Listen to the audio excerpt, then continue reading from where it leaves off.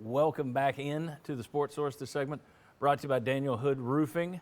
Whether it's ice or snow or whatever bad weather can impact a roof, if you need roof repairs, if you need if you need a new roof, Daniel Hood Roofing is the group to call. They do a great job. And, if there's ever a storm that blows through here, they work with homeowners associations all over the Knoxville area. And more than likely, if your neighbor had damage to his roof, you're going to have damage to your roof. So you might want to get with your neighbors the next time some storm comes through Knoxville and say, hey, did you have any damage? I did. Let's call Daniel Hood Roofing. He'll take care of you, I promise that. DanielHoodRoofing.com. Okay, Georgia got revenge on Alabama on Monday night. Kirby Smart finally beat his mentor. So Georgia has its first national title in 40 years since Herschel Walker and Buck Belue to Lindsey Scott and that whole thing.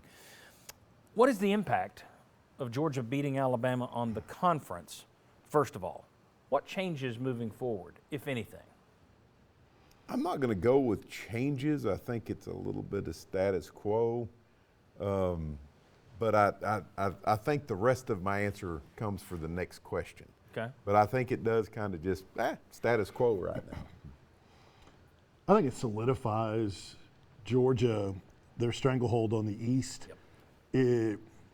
Tennessee still has to make up ground whether Georgia solidified it last week or not. But I think it just makes it that much harder. It's not a massive thing, but it's an extra hurdle, an extra challenge because that roster is so loaded. They're Alabama loaded. Now they have a title on top of that to validate Kirby Smart. You're not hearing about Kirby Smart. You can't get it done. Well, now he's locked into that. It just spreads out the wealth of dominance in the league. And I don't know that it changes, and I think John Adams wrote this, one thing you notice, and I think I mentioned this, a line of scrimmage league, how far away you are on the offensive and defensive lines from being at that level. And but I don't know if that changes, but it just points it out again and reaffirms you got a long way to go to make up that ground. Josh, does it change anything? I mean, I'm with Vince. I think it's more of a validation. If you you were hoping, if you're Tennessee, that they're continue. He loses again, and there are rumbles that he can't win the big one, and there's some doubts. This takes away doubts. Now you can say it's not just selling a promise. Here's the trophy. Yeah, validation is exactly the right word. The jokes are gone. 1980 jokes, very popular, especially in Knoxville, and you can't use them anymore. You're hoping that 1998 jokes don't start to pop up. So that's what it means. And if Georgia had lost, there would have been some kooky Georgia fans who have been saying, I don't know if he's the guy, and that would have been insane. But it would have been said by some people. Now it's gone. So Georgia was, win or lose on Monday, was going to be the easy pick to win the East next year. Now there's going to be nobody to question it. Does this go ahead? I was about to say, and that's what I was hoping. If they had lost, maybe you would have gotten a crack in the foundation, a small one. Going back to the Mark Richt stuff, and you can't win the big one. That's what I think you missed out on if you're Tennessee, was not, the gap wasn't going to close, nothing was going to change, but maybe you finally had a little something going wrong down there that next year you get into the season, lose a couple of games you shouldn't, and things start going haywire. That's out the window now. What has that brought him? 3 years of validation, 4 years of validation that you can now be less of a coach if you've got less of a team, but still, you've got national championship. Here's the ring. Got the trophy. Yep. Does anybody? And this is 10 seconds. Does anybody think this is going to start some move back toward defense in the SEC? No. No. In an individual game, it'll still matter, but in terms of big picture, no, you got to score points. Agreed. Next question: how does this impact Tennessee? Does it? I mean, we're saying you no longer have the hope that they'll run off Kirby Smart out of a panic that he can't win the big one. So, does this impact Tennessee at all? Maybe you get more 4-star recruits because all the 5-star recruits are going to Georgia. I mean, I don't see any impact. I do think it's beyond negative. Yeah, it sucks though. Yeah. I mean, just that your number one state for recruiting is Georgia, and so is everybody else's basically in the SEC. But your number one state is Georgia, and they just won a national championship. So that became harder to get the guys you want out of Georgia. And it also tells me, you played both of them. You and Vanderbilt are the only two SEC schools That's a that good played point. both of them.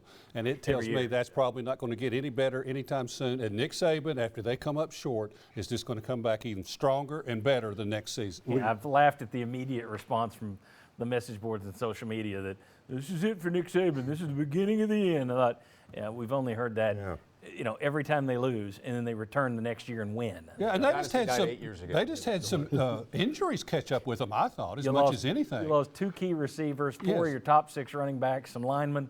Somebody tweeted that, that's all it took for them not to win the national title. Yeah. They just had to lose half their roster to injury. Does anybody see any chances for Tennessee? No, I think it's going to be from a recruiting standpoint. That's where I think it hurts Tennessee, maybe in some one-on-one battles with them. But a lot of people recruit the state of Georgia. You have to hope that maybe Georgia winning this national championship, they spread out more nationally and they leave you some opportunities in state. Set your sights on Florida. Here's the thing. I remember you guys, I guess everybody was here in '98. That was going to be Yeah. the first of many. Now the dominance really begins. We've got this. This was Normandy. See what we've got? Now look what's coming next. We're going all across Europe, straight to Berlin. Never happened. It went the other way. Problem what was coming was Mark Richt and Urban Meyer. So now, I look at it, it's like, well, this validates Georgia. I agree with everything. I said it. But sometimes we're wrong. Sometimes, does Kirby Smart sit there and go, I got a championship. I don't need to go recruit as hard as I did yesterday. Can I give you a positive spin for Tennessee? Positive spin. If Kirby Smart wants to coach in the NFL, he's more likely to make that jump now that he's brought a national title to his alma mater. There you go. How about it? That was pretty good. Maybe the Falcons. Yeah. All right, let me ask you this one. Tennessee won a title in 1951. Then they waited 47 years to '98 to win a second. It's been 23 years since then. Halfway there, baby. Will UT have to wait another 17 or more for another national title? I just think the odds of winning a national title make that, I would say, except for Alabama, Ohio State, and Georgia, I would think the answer would be, Yeah. it's rare to win them anyway. So, I think it will be 17 years or more before you win a national title. Do they expand the playoffs? Yeah, you need near the playoffs. So. But we'll talk about that next. Where would Tennessee have finished? The bowls are over. We did a little poll here on the show. I've already got it here. I'm not gonna. That's how we ranked them. We'll discuss how we rank the SEC, where Tennessee was now in the hindsight of the entire scope of the season. Then we'll come back. Where should Tennessee be ranked to start 2022? A lot of people have them in the rankings. Should they even be there? Much more to come on the Sports Source. We got a hum from Chuck. Come on back.